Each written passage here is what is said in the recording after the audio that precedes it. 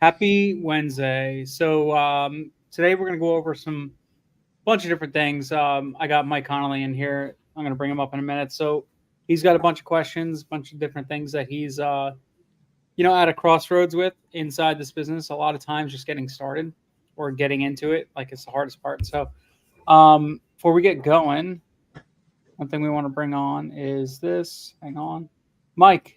What's going on, man? Hey, Dennis. How we doing today? Well, I'm very excited to chat through some land issues here. We all have them, right?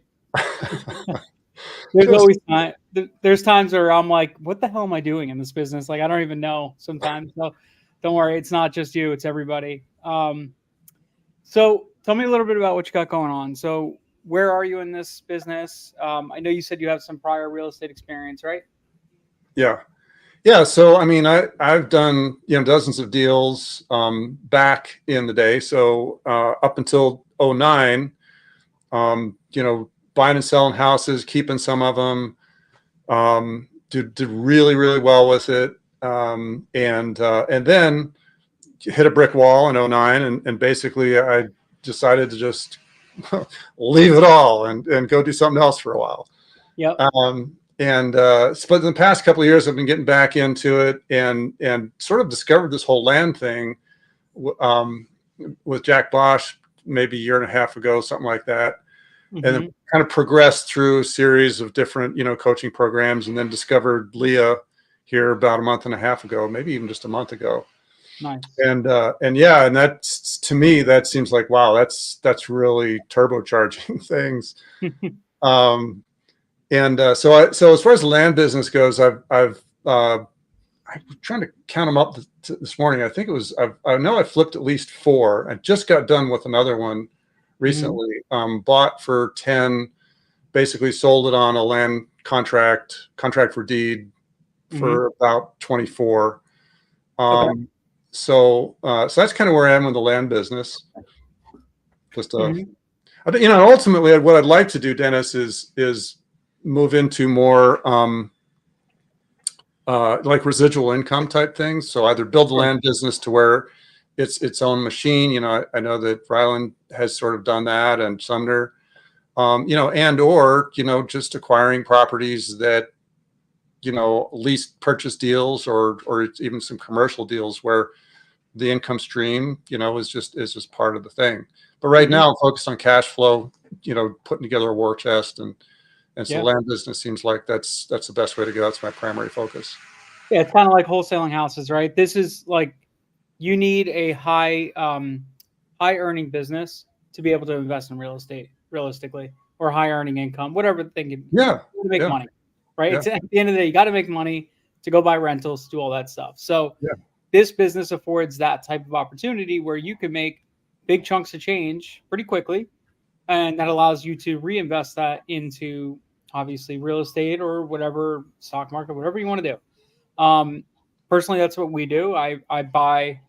We flip land, and then we take that money and we dump it into real estate, right? We'll buy mobile home parks, single family homes, whatever. So like we have two houses we're trying to buy right now. That'll be kind of like personal use, but also like short-term rental use, right? And I'm taking my money that I make from here and I'm dumping it into that, and then whatever. So that's the best part about this. Now, this business is good. It's definitely lumpy sometimes, but once you've built like a streamlined system and you have enough, you're in the black, you have enough money in the bank account, it doesn't really matter the day to day, because you got to look at the long stretches, right? And you're like, okay, what did I do this past 6 months, not this month, right? Once you start looking at in that scale, you realize how much money you can make and how much you've made and how many things you've done, right? Okay, so have you done marketing now? Are you marketing right now, or? Yeah. So I've switched over to being much more focused, and I sent my first scrubbed list last week to Rocket Print. That's the mailer that I'm primarily using at the moment. Up until I discovered Leah, I was sending the neutral letters, just inquiring, hey, do you want an offer? But as of actually this week, I think the mailer went out Monday. We sent a grand total of 318. There you go. Hey.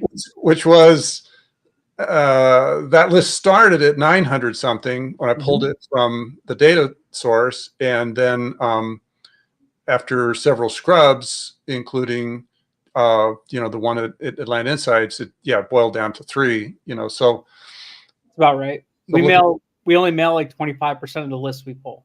Yeah. So we'll pull like 10,000 records, let's say. We're only mailing 2,500 because look at how much mail you're saving. Oh my gosh. Yeah, it's crazy.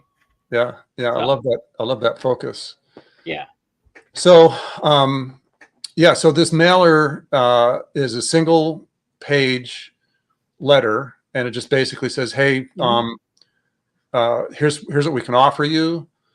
And the response form, there's basically a little form at the bottom that just has a signature and says, yes, I accept, or no, this is what I wonder if you would accept.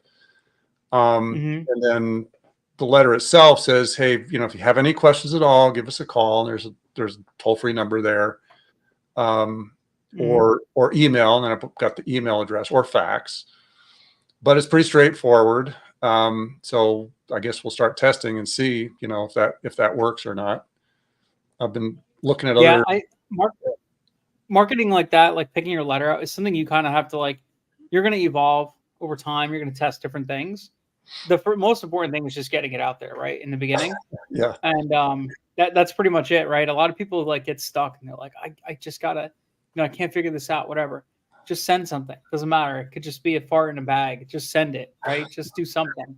And as long as you get it out there, and then you'll come up with iterations. You're like, maybe I should remove this.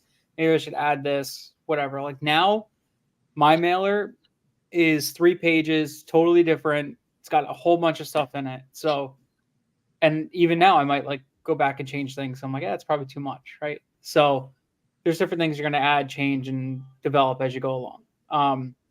So yeah, that's good. So you got the first one out. Is this just one market you sent it to?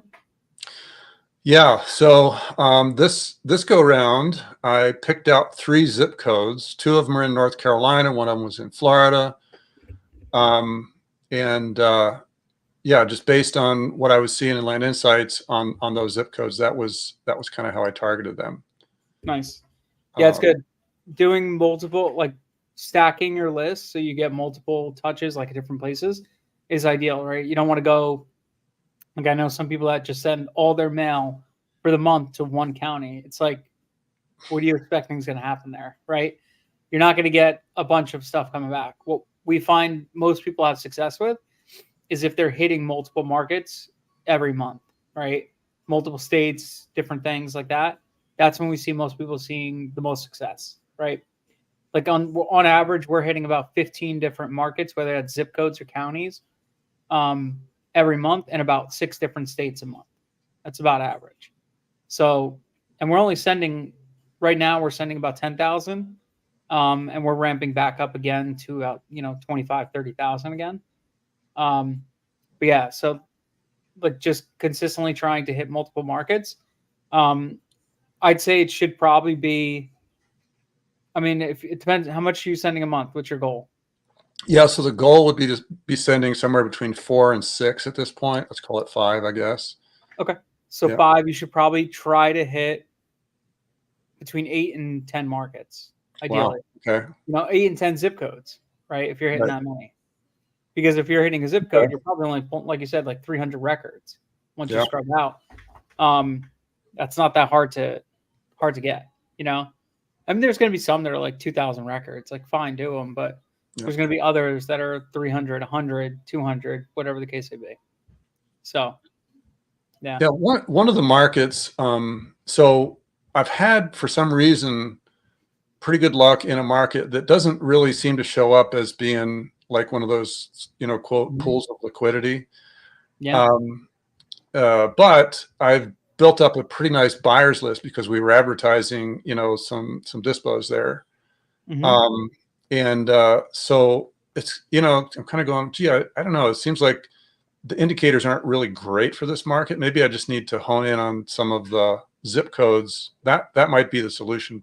But given, you know, that I've got a buyer's list, it seems like that would be a pretty good indicator what, you know, Yeah. of a place to go. There's nothing wrong with going to a market that maybe doesn't meet all the metrics, but if there's demand, there's demand. That's all that matters, right? So as long as there's demand for land in that area, then market to it. Maybe just adjust your pricing. Maybe if like you look at it and the days on market are longer, okay, then just build in that in the front end, right? Let me offer 35, 40% to a market value. In this market, it's a little slower. But in busier markets, I'm offering 55 or 70 sometimes, depending on what it is. So it just kind of, I tailor it based on the market and what the market's telling me, and not just like a flat, I'm offering 55% of market across the entire board, no matter what, right? Like I mailed some this past month that we split up a zip code even. There was a zip code that the bottom half of the zip code was hot, the top half was not. So when we scrubbed it, I said, okay, separate the two. Let's put 25% offers up top and then do 55% offers below. But then there was a little pocket that we offered 70% of market just because this area is super hot. And the numbers just made sense. So you might want to try splitting it up sometimes, offering different amounts for different areas. So like if you're in an area like that, where you have like a little bit of a honey hole and you know what your buyers are looking for, then if you know your buyer's paying $10,000 an acre, he's already built in, go offer, 7,500 an acre, make a 2,500 acre parlay and move on. Especially if they'll do assignments, So that's not like always the truth, but like, or always the case. But if you have a buyer that's committed and ready to go, it doesn't hurt. Shop for a property for them, or send a neutral letter and then negotiate it out. So, yeah. Yeah, I'm still trying to figure out like sort of a method for pricing. How do you just like do that intuitively, or I mean, kind of like what you just talked about. You figure all these different parameters of it and kind of base it off of that. Do you base it on like a percentage? I mean, one of the big questions for me is like, if we send out a bunch of letters offering 40% versus like if we kind of really get into the weeds a little bit and say, well, okay, so my minimum profit per deal is 10 grand, and depending on the price range that I'm in, as long as I can make 10 grand on a property, then I'm willing to willing to offer whatever it would be. So that might even entail 60 or 70% of value. So I'm just kind of curious, how do you decide how to price, a list like that? All right. So when I'm pricing something, I basically look at it. So to start with, right? We typically look to make $30,000 per deal. Like that's my goal on every deal. So what we'll do specifically is we'll look at our market price and we'll say, okay, market price, our value, our perceived value is 75,000, right? So that means I don't want to send an offer below or above 40,000 to that property, let's just say, because that builds in enough spread that I have closing costs, all that stuff. I'll still make about 30K, right? So it's as simple as that. As I just say, I'm only going to do this because that's all I want to see, right? So it just comes back to like once you figure out your price per acre for that area, then price your list, and then I just remove rows that are maybe too low or something like that, or the spread's not big enough, right? I mean, you could do that before you pull your data, because if you know like, hey, stuff's trading for 10K an acre, well then I'm not going to pull anything below 8 acres because I don't want to sell. I don't want to have to deal with a deal that's smaller. Let's say, right? I will say though, a lot of people that I talk to, their KPIs tend to trend better on the smaller buy for 20, sell for 40s, or buy for 30, sell for 50, those types of deals, their KPIs are better, meaning they're getting more deals, um, more leads per mailer, right? So they're getting like close to like 1,200 per mailer. They're getting a contract, right? So every 1,200 mailers they send, they get a contract. Versus the larger properties with bigger spread, we're typically seeing around like 2,600 to a deal, to a closed contract. So there is that, right? So you might spend a little more, but you're making a little more. Versus the other one, maybe you could just do 10 or 20 of those little deals and absolutely crush it, right? So that's another thing to think about too. It's just where you want to be. If you're okay making 10 grand, make that, just go for the 10 grand. Get the deals that are buy for 20, sell for 40, and just keep pumping those out all day long, you know? The first deal I did in the land business, I bought for $1,800 and sold it. My net was like 34,000. Damn, that I was got a good one. spoiled. I'll talk about beginner's luck. Trust me, they didn't all go. I know. Then you're gonna chase that high for the rest of your life. You're like, Yeah, I need this again. yeah. It was the wrong way to start. Yeah, no, it's amazing. That's like a 200% return, right? For 200, yeah, 20x. It's crazy. That's really good. I had offered more, but then it was this really weird lot, and I went back to the seller, who was, it was like a probate thing or something. She was just trying to get rid of it. And I said, this lot is just really funky. I don't know if I can even do anything with it. Would you consider? Mhm. And we had a conversation, and she was willing to accept less. And I just basically, I actually offered her more than she was willing. But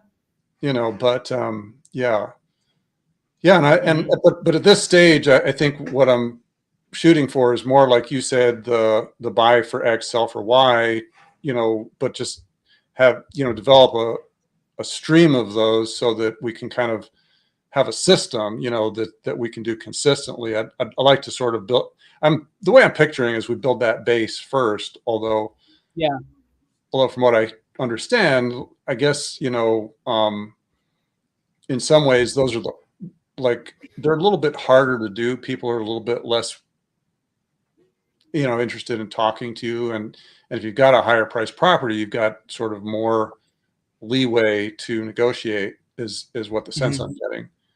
There's fewer and fewer and farther between, but yeah, we see a lot of like times that there's a big drop off in price point and offering like a low amount, right? So if we're offering 55% of a property and the property's, our value we say is over 250K, we're seeing a huge drop off in those leads coming in.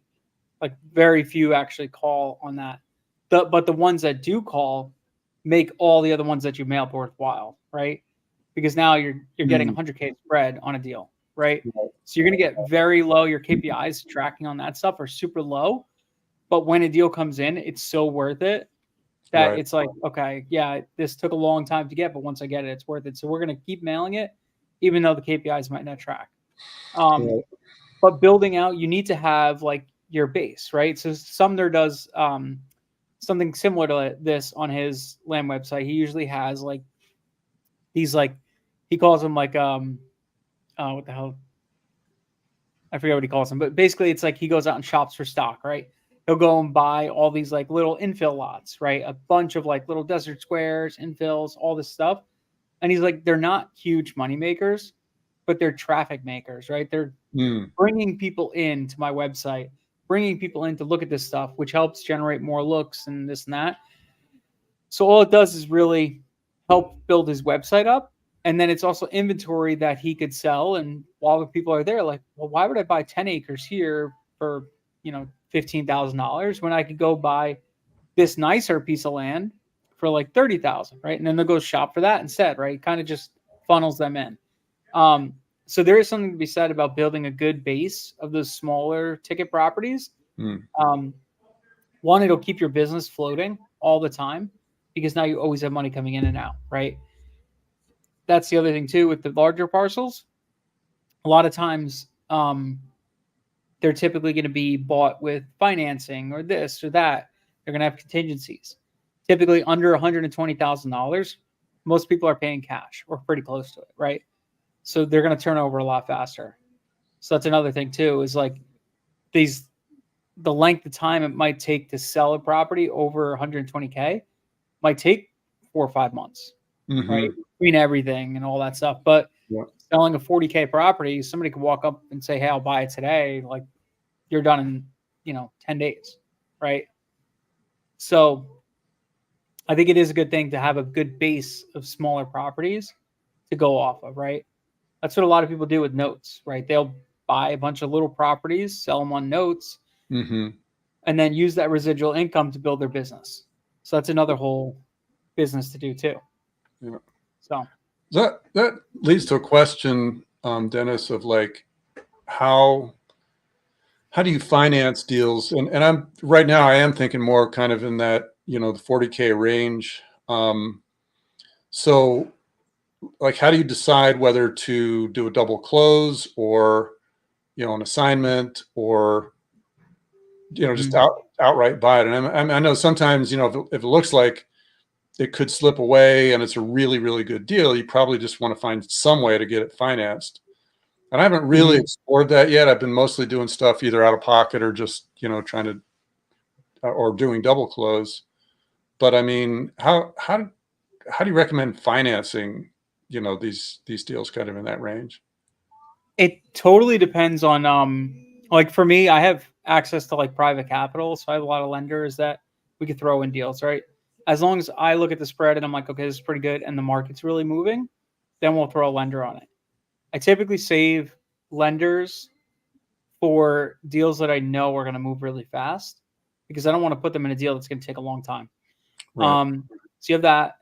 Inside Leah, there's a bunch of people that are fund deals that like typically JV dealer, like deal funders. They're 50-50, 60-40, 70-30 splits, but there's no risk of your capital or anything like that. So as long as the deal goes through, then it's a good split. You still make, 70% of it, or whatever the case may be. Right. Um, there's that. There's building up your credit, business lines of credit to then borrow from. You could do 0% interest cards and like borrow from that. Go lease, buy properties and whatever. You could do that.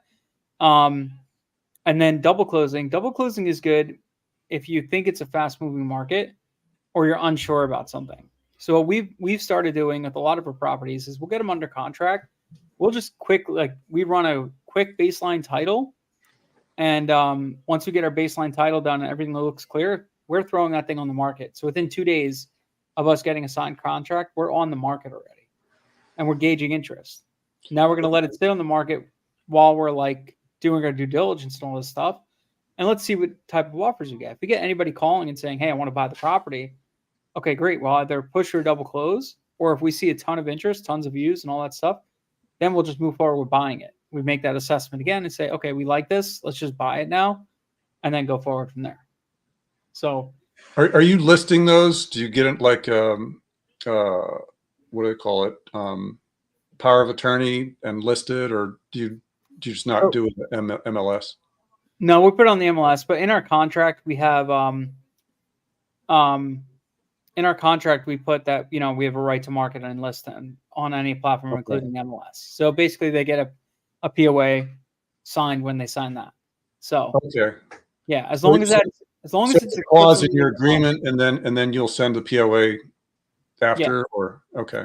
So no, that is our like power of attorney. That is right? it. We don't really need a specific one, except some states you need an AIF, attorney in fact. Right.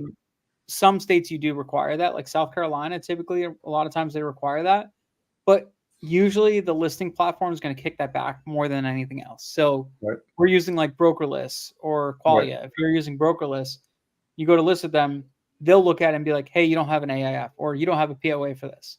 So you have to get it. Right. So there's different things. Yeah. So I have a title search for double close I want to do. So, but yeah, so we have that. So then, that's how we usually list our double closes. Like we're still, I know with South Carolina, you're technically not supposed to be double closing or whatever. Right. That's more of like an agent thing. than it is necessarily like a legality thing, right? Hmm. So, what we listed a couple properties that are in South Carolina as double closes. We have no problem because in our contract it allows it. Hmm. So we're doing it. Um, Yeah, I've run across agents, like if I try to list it not using brokerless or one of those flat fee services where, they they just freak out. It's like, it depends on who it is. Yeah, it's yeah, yeah, agents won't do it like a lot of time, and that's the thing too. Is like right now we used to involve a lot of agents. Agents were like our bread and butter. There's certain properties I will use an agent for, and there's certain areas I will. But we're like at this point, we're like we could handle the incoming leads, so we set up a second phone number with Answer Force, and we could handle the incoming leads. So what we're doing is just taking everything in house, and that, like you said, building up a buyers list helps us build up a buyers list, so we know when we have other properties coming in, like we could just remarket to them, just be like, hey, we have this. Do you want this too? yeah, Right. That gives us that opportunity. But two, we're not pissing off any agents because we're directly listing. So we're not fighting like, or having them list something and we got to cancel it. Right. So it just kind of keeps us in good faith with everybody. So that's another thing we noticed too. So, hmm. um, yeah. So as far as like pricing and stuff like that goes, what are you having issues with coming up with a price per acre? Is that one thing you're finding, or I don't worry about it too much. I just send okay. out mailers and see what happens type of thing. But I'm just, kind of such an early stage that I Yeah, wasn't I wasn't totally sure, like what kind of a method to use. Are you familiar with Priced, PRYCD, as a yeah, data provider? Yeah. mhm, So I think what I did on this last mailing was, yeah, you can like set a parameter for whatever percentage, you want your offer to be. And then that shows up as one of the fields in the list that you send to the mail house. So I forget what I said it. I think I just set it at 50% on this last list, just, mhm, and then I looked at the list and I saw, well, there's some, way at the high end of the range, and I might, offer a little bit of a higher percentage there, for $120,000 property than I would on let's say a $40,000 property. mhm. Um, but yeah, I mean, I was just wondering, if there's anything more to it than that. And I kind of get a sense that, yeah, you do want to maybe, break your list down into bands according to, um, if you can still make the minimum net that you want to make on a deal, Mhm. that's kind of another way to look at it besides just the percentage of, Yeah. what the ARV would be type of thing. Yeah, so what we were doing too for a while, and I didn't test this for like deep enough to really give me a good sense of if it worked. What I was doing is I was actually doing, I had a formula. Basically, I would take market price times zero point 0.9, which takes 10% off the top for an agent, and then minus $30,000, and then times another 10%, so another zero point 0.9. So market price times zero point 0.9 minus 30,000 times zero point 0.9, and that would give me a almost like an MAO, right? That Right. allows me to make my number. So we tried mailing that out, and we mailed it out into some pretty expensive like areas. So like Wake County, North Carolina, which like that's Raleigh and all that stuff. We also did it in like by the Charlotte area, some of these more competitive areas, just to test it out and see how it worked out. I didn't really go deeper. I should have sent more mail like that. But what that allowed me to do is like some properties that maybe we were supposed to mail, if we were mailing 55%, we were offering like 120K. Well, now we're offering like 180K, right? So it's way different. We did see a bunch of calls on that, but we did this before we started scrubbing. So it turns out the ones that called were all the junk properties. Right. So there's that. So you could do something like that if you wanted, not necessarily like a percentage, Right. but percent profit, right? Like a minimum Yeah. profit offer, right? Yeah, that's real interesting. Yeah, I Yeah. might try that. I like Yeah. that. That's another way we did try it. But at the end of the day, honestly, like we always notice that all this stuff goes away, like worrying about like what's your offer price, are the leads going to come, all this stuff kind of goes away once you break through that like 10,000 10,000 pieces a month. Once you start doing that, you're getting enough leads and you have enough stuff coming in the pipeline that you're like, I don't care, I'm good. Like I'm getting enough. This is good. And you're gonna just take the ones you want, and that's that. Mm. So we did notice that's like a big threshold for a lot of people. Well, that sort of leads to another question for me, which is, are you just doing mailers, or, I understand texting and cold calling are, I don't know if those would be follow-up or just cold, but, I'm also trying to sort out I'm just doing mail for right now, but Mhm. I'm kind of wondering what's a good marketing mix to shoot for, as far as using some of those other channels. I think there's like an ascension plan, right? Blind offers are the best to get started because what it's going to do is going to reduce that lead pool that's coming in. So it's not going to exhaust you like trying to do everything at once by yourself, right? Once you add that, like a VA that's your generalist VA to help you do pricing, mailing, doing all that stuff, the day-to-day stuff, that's when you could start exploring another channel. And at that point, then it's either direct. I would add in like maybe some direct mail neutral letters, or I would add in some text messaging, things like that, right? The thing with text messaging and all that stuff is it adds a lot of like chaff, right? You're going to get a lot of leads that are just going to go nowhere, and you're going to waste a lot of time on that. So that's what I like about the blind offers is it pre-qualifies most of these leads, right? The ones that are going to are actually interested are going to call you. The rest are not, right? So, it just becomes a volume point. Just add more volume, get more leads. Now, when you're further along, and you have acquisitions and you have all this stuff going on, that's when it's good to add like 2 or 3 channels, right? Have texting, cold calling, and direct mail. Like right now, we're at the point where we have, we're going to be opening up 2 more channels. So we have 3 channels right now, and we're going to be adding in 2 more, right? So we're adding in cold calling, and we're adding in, we used to do texting with houses, and I'm like, not a big fan of it, but we might go back to it just because. But I'm doing it a little bit different. I'm not running it in house. So, Is that cold texting or follow-up once you've sent a mailer or something? cold texting. We do follow-up texting all the time. That's normal because Okay. we always want to stay in touch. Like we have like a really good like lead follow-up plan that we kind of stick with. So yeah, we have cold texting and all that stuff, cold emailing, or and not cold texting. We have texting and emailing that we add in to follow-ups. Right. So And that's when another are avenue. those, Cold emails too. It's another one. right. And are those follow-ups based on people who respond, or just like on your whole mailing list that you sent?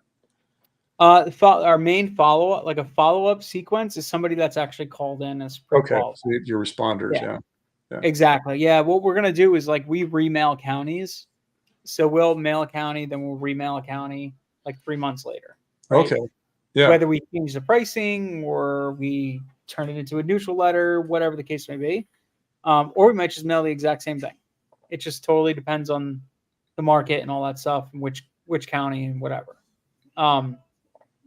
Like we have a couple counties that we just mailed that are neutral letters, just because we really like the county, we like the deals that came through. So we're like, let's do some neutral letters and see if we could generate any other business. So, yeah. So do you send like every 90 days or something like that to the same list, or? Not every single month. Not consistently, right? So we kind of gauge it by what deals we got back through, and we gauge it by, we'll like look at the market again. Okay, so we look at something and we say, okay, we mailed it here, things are moving, the pending was really tight, all this stuff. Okay, let's look at the market again. Okay, it looks like it shifted. Let's maybe hold off for 3 months and come follow up in 6 months, go back and check it out again. That's usually what we try to do. And we might tweak the offer. We might send a different mailer, different things like that, right? Just kind of change things up a little bit. So you're going to look at your results. You're not necessarily just going to kind of automate a sequence of mailings or something. Yeah, unless it's like such a hot county, we know it's going to be always hot. Right. Then yeah, we'll do that. But realistically, things change. Things can change drastically really quickly. Um, and also too, just this election cycle. I mean, you've been in real estate for a while. You know how it goes. Every single presidential election cycle, the market pauses. Crickets. Yeah. It's oh it and it's the weirdest thing because it doesn't matter who gets voted in. As soon as November happens, boom, market turns back on for like a little bit, and then Christmas slows down again. It's just crazy, but that's just how it is. So yeah, people holding their breath. Yeah, yeah, exactly. They're like, I don't know what's gonna happen. Okay, finally, we could sell this thing or whatever. We could buy whatever. It's so weird, but it happens from like May until November. It's a slowdown, and then it just goes crazy again. So, yeah. But okay, so as far as like markets that you're picking, are you mostly trying to go for just what's hot, or are you looking at like the type of land that's selling too, or what? Yeah. So I just binge watched the new training in Land Insights. Mm-hmm. That's kind of, I think I've got a little bit of a better handle on like, market selection. Mm-hmm. Mostly, I mean, I'm just really looking for the quickest turnaround that I can get. Doesn't have to be high, like for me at this juncture, 10K per deal is fine. Yeah. And I want to make as many of those happen as quickly as possible. So I guess what I've been doing, and I'm probably going to vary this a little bit now that I've seen, Aries training, is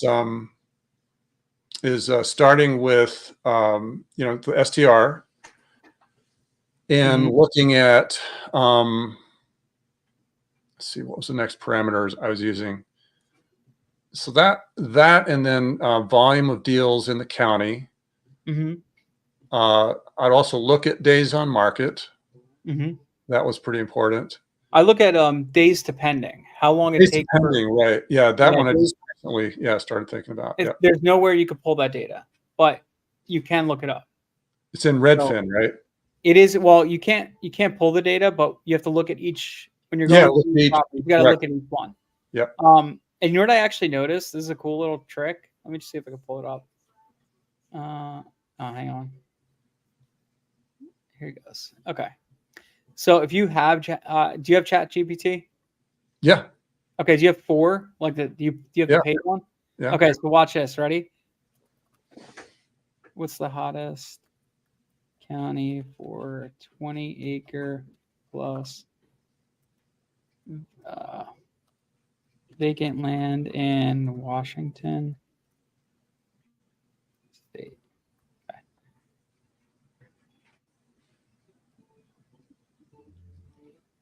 Huh.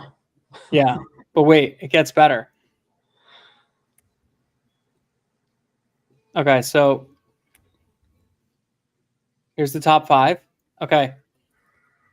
How many days does the average property take to go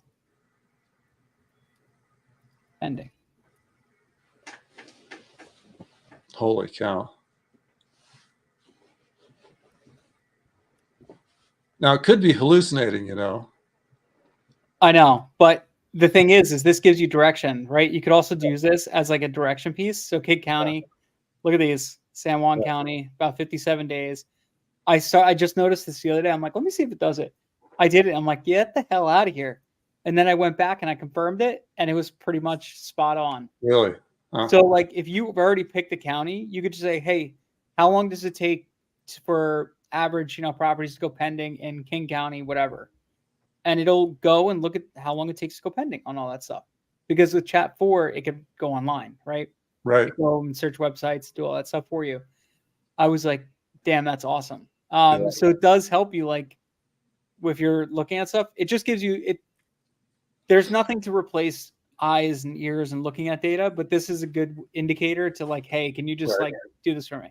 I noticed that the other day, and I was like, okay, this is a real cheat code here. So not a lot of people like have that or will want to pay the 20 extra bucks, but like it could save you a little bit of research, might as well Yeah. take it, right? Yeah. Yeah. So like if you're on Land Insights, you could take that and pick a county, pick a zip code, and just go to chat and be like, hey, how fast are parcels of land going pending in this zip code? And boom, it'll spit it out for you. Yeah. So, and That's then just pretty confirm cool. it. Yeah. Yeah, it is pretty cool. So that's another little cheat code there. I've been using experimenting with like a competitor to ChatGPT called Perplexity, Okay. and supposedly, and I don't really know how to find this out, but supposedly it has more sort of current data. From what I recall, I don't know if this is Chat 4 or not. Do you know how far back Chat 4 can go? Isn't it? It was like for a while, it was like 2 years was the most current. Yeah, that was regular chat Oh, before. okay. Yeah. Right. But if you're still on like the free version, that's what you're getting. Right. You're not getting fresh Okay. data. But if you're on the paid version, Yeah. you're getting live data, right? Yeah. So it'll pick everything up, and it's got like pretty much everything on it. I don't Yeah. know. Is it something to trust all the time? No, but does it help Right. you get an Yeah. edge? Maybe, Yeah. right? First look. Yep. You could also just ask it like, hey, in this county, you already know the county's hot. In this county, what are the average types of properties that sell the fastest? Right? It might say agricultural land over 20 acres. Okay, cool. Now I know that. You could say, okay, well, what's the price per acre average property sells in King County? So what's Wow. Yeah. That's pretty slick. yeah. We just started we just created a team account, and we have like all the people on our team like using it now, just for little ins and out things, formulas for Excel and all that stuff. It just really helps. Yeah. It's pretty cool. So what else you got?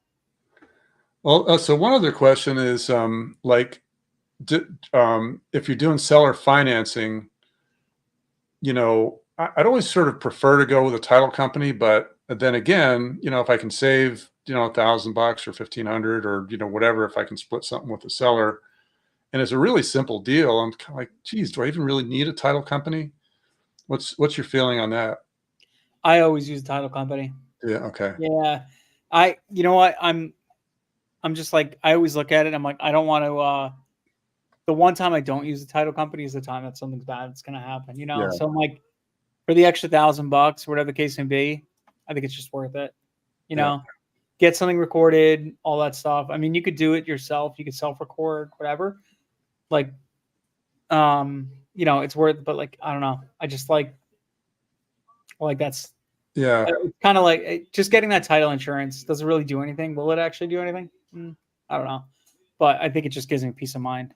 I mean, you could buy title insurance too from First American if you want it. So even if you wanted to self-perform and do whatever, you go on First American and submit the stuff and buy a title insurance. Huh. That's interesting. Yeah. It's Still costs a couple $100, but right. Yeah. Could be a different way to do it. I've never self-closed on a property, and I don't think I ever will. It's not for me. Smart. Yeah. So I'll do that going forward. Yeah, I mean, if you're comfortable with it, look, every different strokes, different folks, right? If you're comfortable with it, by all means, do it. I prefer to use the title company. When we're buying houses too, even if we're buying on seller finance or whatever, still use the title company always. So yeah, I had a deal where basically it was sold on a land contract. As far as I can tell, like I got title insurance going in, so I've got that. Yeah. And I was like, well, I don't know. Land contracts is a little different though too, because you're not technically passing the deed off yet. Right. Exactly. So it's like a lease to own in a way, right? Yeah. Yeah. You'll get it when they're fully paid off. And at that time, that's when you do the final closing.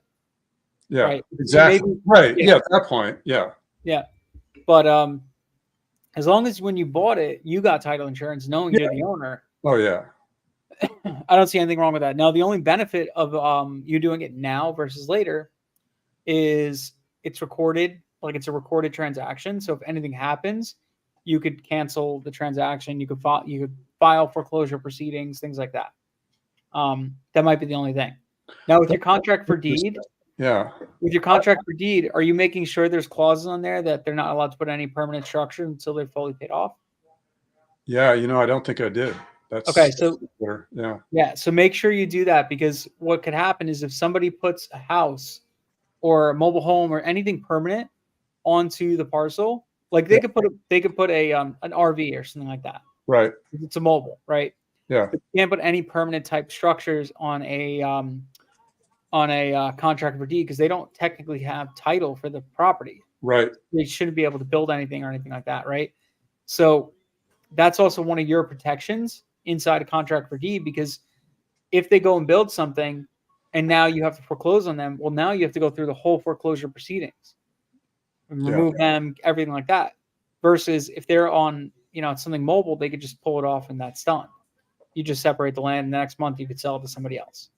So you got to make sure in your contract for deed you have that, explicitly written up. So That's good. Yeah. I think what I was thinking, but I can see that it's not really specific enough, was something to the effect of if let's see, basically if the deal falls through, the buyer has to return the property in the same condition, which that's way too vague. I can see that now. I'm definitely going to look into, yeah, making that a lot more specific, permanent yeah, structures and so forth. Yeah.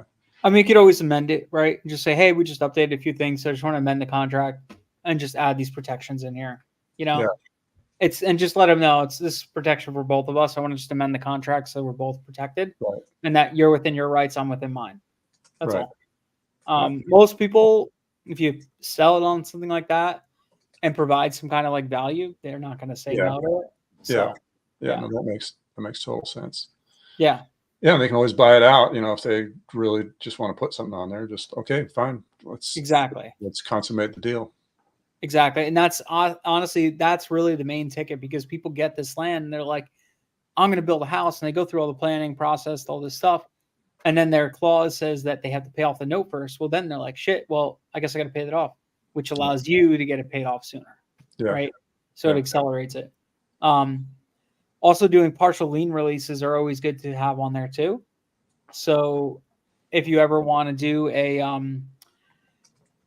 where you could do a partial lien release. So if you ever want to sell, let's say you want to, this is more of when on the buy side and you're going to do a subdivide, but we always put a partial lien release into our clauses. So basically, if we're going to buy something on seller finance, that's let's say 50 acres and we're going to chop it up into 10 acres and it's on seller finance, we give ourselves a partial lien release so that we get release, a fifth of the lien when we go to sell one parcel, but four-fifths of the lien is still there.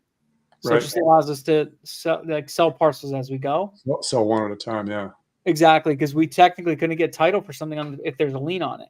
And to transfer the lien, they're not going to, because they're going to say, well, the lien is for this, not this. So yeah, Interesting. partial lien releases are important to get too. Yeah. You can put that in your contracts as well. So That's pretty cool. Love that. yeah. Yep. Dennis, one other, this is kind of not like a super high priority thing, but Yeah. it's just kind of driving me crazy curiosity wise is, so I will look up properties. So so price.com has these comp reports, and when you download them, they give you a KML, which is this file that loads Google Earth for the property and then similar comps in the area. Yeah. And on those pictures, oftentimes you'll see like this kind of shaded area. It's either most of the time it's some kind of a shade of dark red. I've seen them. I have one here that I found where it was like some part of it was red, some of it was green, and I've yet to figure out. And I've run some Google searches and asked price, and I just still haven't found an answer to it. But I don't know what it means. Is it like that you can't perk there, or this is in Arizona primarily where I'm seeing it? No, I think maybe I saw one in Tennessee. If you're seeing it on like land ID and stuff like that, that's what it shows, like red soil, green soil, all that stuff. If you're looking at the soil overlay, Yeah. as far as the zoning This is goes, different. Yeah. yeah, it is. I think that is more. I'm not too sure in their KML files as far as that looks, but I know with land ID and stuff like that, usually red means you can't park it, right? So maybe there is something to that. Or it could just be how they're looking at it from a because they do like geo pricing. So it could be like how they're geo pricing it, like this squiggly line over here is based on this comp, or this is based on this comp. I don't really know how their API does it. I'm not too sure. So you could actually, I mean, I don't really use them. I don't use them for pricing or anything like that, just because I don't know, I feel like getting that personal touch on the deal. Like I don't want to use comps that they have sometimes because they're whatever. They might not be a good comp. So I'll remove them and do my own stuff, right? I price my own. That's pretty much what we always recommend. This way you have actual pulse on the market. Right. But there is something to be said about like using some of that stuff. Those KML files are nice because they actually drop out like the whole view of all the comps. It is something you could do yourself, right? It's about clicking out, zooming in. So yeah. I just use it sort of because it's convenient and it's it's just another sort of data point. That's it. That's what I look at. It's another data point. It's another fact checking point. But yeah, absolutely. Cool. So what else you got for me? Well, I think the only other thing I can think of, and this was great, is do you ever insure a property once you've bought it or when you're under contract? Just title insurance. Okay. So you don't worry about like somebody, trying to sue you because they fell in a rabbit hole or something. It's not something I've ever really thought about worrying about, but the funniest thing is nobody's ever brought this up to me. You're brought it up. Yeah, you're the third person that brought it up to me today. Really? Yeah. I don't know why, but you're the third person that's brought it up to me. It's a sign. It's an omen. Yeah, it's funny because I had a lender bring it up. They're like, "Oh, do you get liability insurance on each property?" I'm like, "No, why would I do that?" And then this other guy I do deals with, he's like, "Hey, should we get liability insurance on properties?" I'm like, "Where's this coming from?" And then you just asked me that. Now it's like, shit, should I be getting liability insurance? No, so I don't really worry about it too much. One, because if you're buying under an LLC, you're protected by the LLC itself. So one thing you could do is instead of getting a policy for each property, whatever the case may be, just get a $1 million umbrella. Yeah. Right. And just call it a day, right? Yeah. If an incident happens on a property, you have your umbrella. That covers you for all properties you have. Yeah. Now I'm probably going to go ahead and go do that because now that you brought it up, 2 other people have today, I'm going to just be shitting bricks all day. So yeah, I'm probably going to end up doing that. Yeah, so go into the insurance business. Yeah, right. I know. It's like title insurance. It's like the biggest scam out there.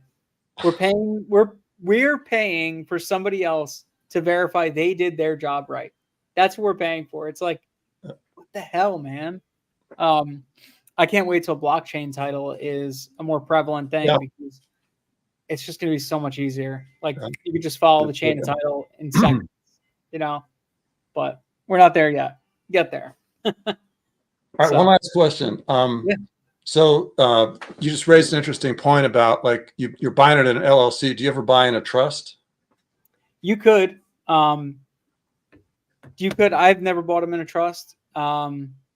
If it's a property I'm going to hold long term, I would consider it more buying it in a trust. But for quick flips, I don't really bother. It's so complicated. Yeah. Yeah. One thing we're actually working on doing now is separating our marketing and our holding LLCs. So we're going to have our marketing LLCs, Cash for Land USA. But what we'll do is after we get a contract signed, we're going to assign it to ourselves, right? So internally assign it from Cash for Land. That's what we open title with. We're going to assign it to our other company, and that company is going to be the one that closes on it. This way, there isn't that cross collaboration when people look at when they look at like who's the owner on record and right. USA, they look it up, blah, blah, blah, and they see like we're buying them at a discount, right? Kind of separates that stuff. So we're working on opening a second LLC to buy the properties under versus marketing under is another one. Right. So that's just another little tidbit, because if you get sued, let's say, on your marketing LLC, but you don't own any assets under that LLC, it's all just marketing, then it's just another layer of protection is all it really exactly. Yeah. That's all. Yeah. So that's sweet. Love that. Yeah. So we used to do it for houses all the time. And what I would do there is I would I have my marketing LLC, my purchasing LLC. Actually, I would have different LLCs for different states, right? And then what we would do is my marketing LLC would get a property under contract for, let's say, 200K, and I would assign that property, wholesale it essentially to my other company for 220,000, right? And then that's the number that I'm going to lenders and saying, this is my purchase price is $220,000, Right. right? And what I'm doing is when I buy that property, I'm making 20K on the back end, which actually funds my down payment or something like that most of the time, half the down payment. So I would do it strategically as long as my numbers made sense, where I'm still less than 80% of market value. Then I would be able to kind of like I finagle the numbers to make it work out. So that's another little ninja secret that we used to do for housing. We still do. Well, you just brought up, all right, last question, I promise. No worries. Dude, you could hop on these anytime. Just grab that link, pick another date, and we'll chat again. I love it. So, do you have different LLCs for different states? No, for marketing and for a short-term holding, we have one LLC that does all states. Okay. For anything that we're going to be holding long-term, like we're going to be buying land as well, just to hold for timber farming and stuff like that. Those types of properties we're going to be buying under separate LLCs. Right. It's going to be long-term, so the tax rate's different, all that stuff. So it's also separation from marketing versus, whatever. Right. But most states, they typically want to see that you're holding a property in an LLC that's registered to the state that you're holding it in. Right. So if you're, like, for instance, I own properties in Texas. My houses in Texas that I own are under my Texas LLC, right? But then the houses in New Jersey that I own are under my New Jersey LLC. Houses I own in North Carolina are my North Carolina LLC. Florida. So, like, I keep them all separated, right? And it also doesn't make a headache for taxes, absolutely, but it just makes it easier for everything, right? Asset protection, liabilities, and all that stuff. So, yeah. Well, I've seen some, I can't remember where it was, but at one point I had this impression that this was a state of Arizona wanted you to only do business in an Arizona registered LLC. Yeah. I never really I wasn't totally convinced that you had to. And I talked to some other, I think, folks, I don't know if it was an attorney or not, who basically said, no, you can be doing business in any state, or you can have an LLC registered in another state and still do business in Arizona. It's not like you have to, just to market there, or buy there, you have to have a separate LLC. So no, you don't. So that's the difference, like with holding versus marketing. Right. So marketing could be whatever, but holding, most states want to see you hold it in a state LLC. But what we do is we set up a parent LLC, which is our like Wyoming LLC, Delaware and LLC, whatever you want to do, whatever non-disclosure state you want to use. And what that does is that just basically helps us like protect it creates anonymity, right? Yeah. And then so that's our main LLC, and everything underneath that is underneath that. So like we just keep creating LLCs underneath it. Interesting. Yeah. Yeah. Cool. So like my main for houses, I have my main LLCs out in Wyoming, and that's my my main one. And then everything underneath that LLC, like I have all the other ones, Texas, New Jersey, Florida, North Carolina, they're all underneath that. Right. So yeah. Cool. It just helps create like whatever. And then what you could do too is when you're going to JV on a deal with somebody, your LLC JVs with another LLC, right? Right. So like whatever your company is, JVing with whatever that company is, and then you guys get 50-50 ownership that you would just write in your operating agreement. Right. And you're creating a joint venture for that specific deal. So that's a lot of things we do too. Yeah. So, yeah. Cool, man. Wow. Yeah. This is great. Yeah, man. Cool. Let me know if you want to book another time. Like, it's great chatting with you. So yeah. I'd love to see your results and stuff too, and how things are moving along. Cool. So, I'll keep you posted. Man. Awesome. All right. Well, thanks for hanging out. I appreciate it. Thanks, Dennis. Yeah, I really appreciate it. Thanks, Mike. I'll see you on the other one. All righty. Ciao. All right. Later.